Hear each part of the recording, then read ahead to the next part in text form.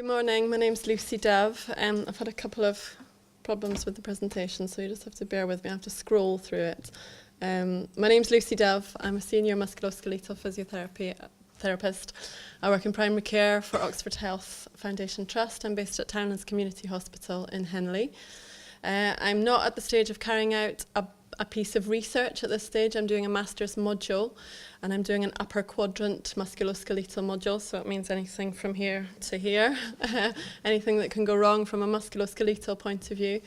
And the remit in terms of the assignment for this module is to do a case study looking at how the biopsychosocial model affects how we assess and how we treat a patient. So I want to just look at that in a bit more detail today. I'll try to be brief. So just very briefly, what is a biopsychosocial approach and how does it affect me and my profession? Most people credit George Engel, who was an American psychiatrist, with founding the biopsychosocial approach to care. That was back in the 1970s, so almost 40 years ago. Interesting, those 40-year things coming up again.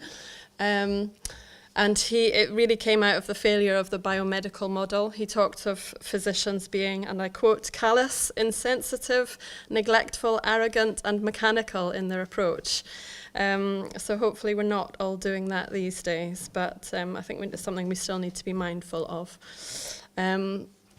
Something that's very important to my profession is the World Health Organization International Classification of Function, which helps us to understand that a diagnosis doesn't influence the person's experience of that dysfunction.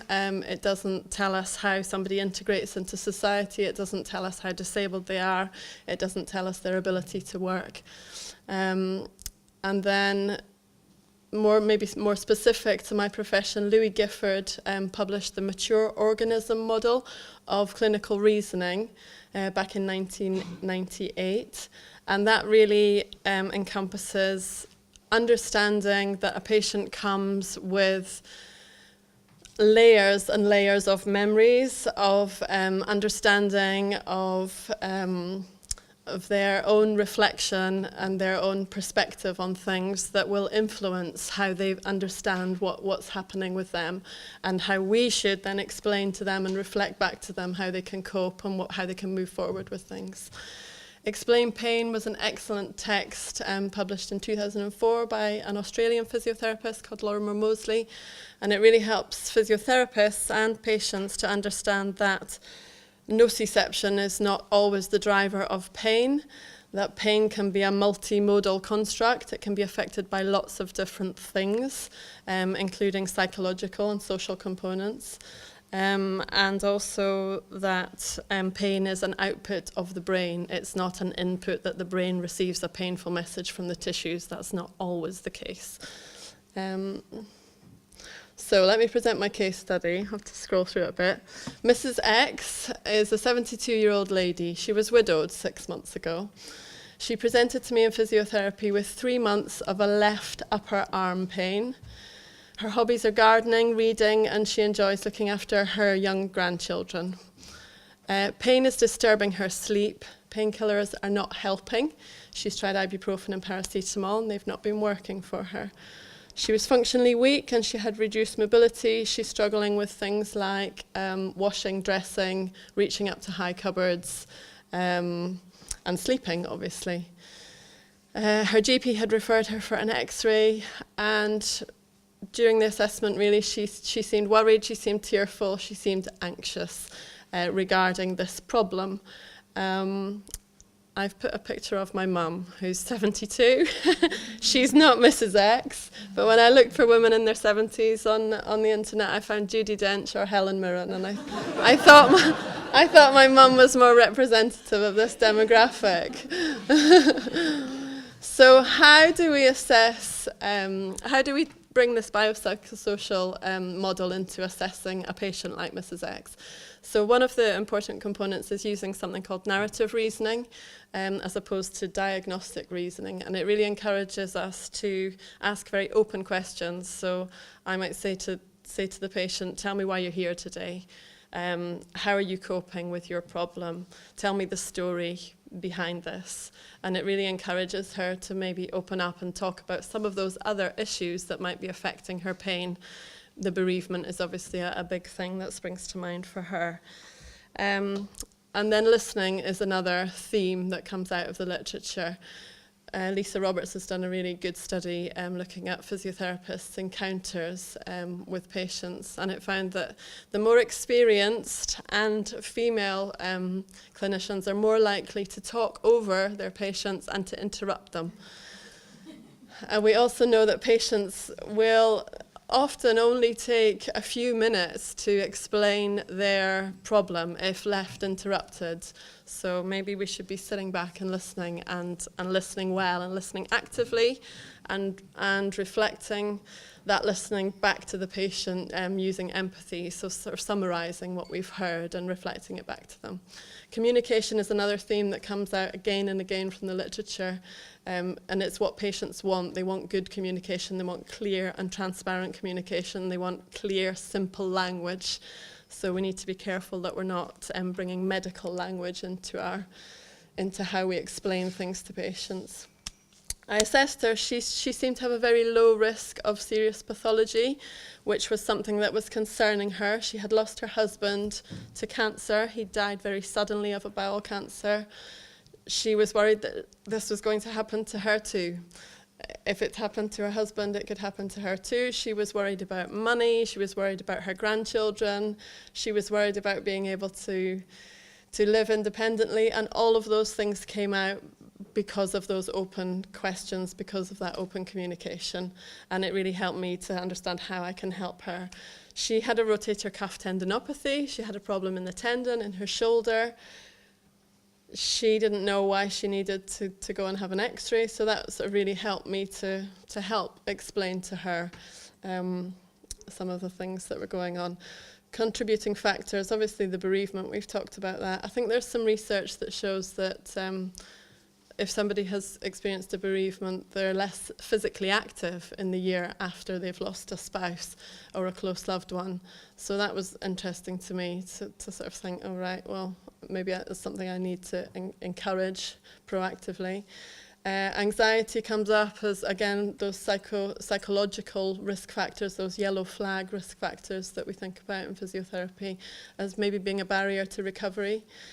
Depression or low mood is another factor. This lady's also not sleeping well, so that can be another contributor to her maybe going on to develop more of a chronic pain pattern just from a simple tendon problem.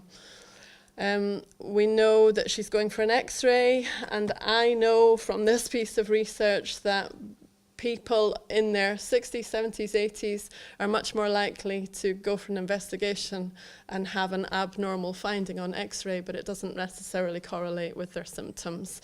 So it's maybe something I need to broach with her, that she might go and have an x-ray. It might show that there's some degeneration, but I need to sort of communicate that in very careful language so she doesn't feel alarmed by that and know that it's part of the normal process.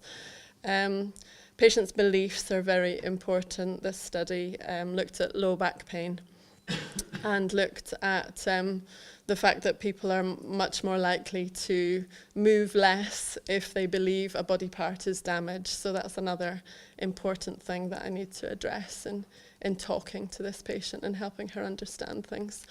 So working with the patient, trying to come up with a treatment plan that's going to work for both of us. I want to get some of my messages across. She wants to feel that she's been heard.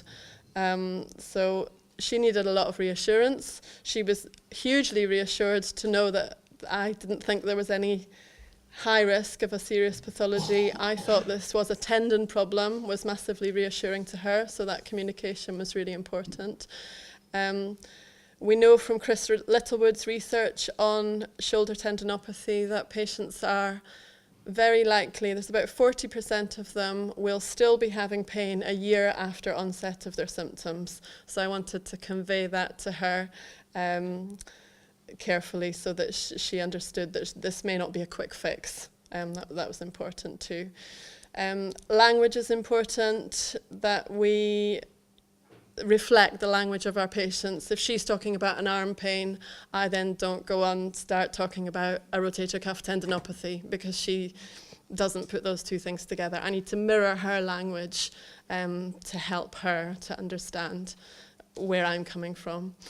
I gave her an exercise. I gave her one exercise. It's another thing that's maybe part of her being in a bit of a muddle emotionally, psychologically.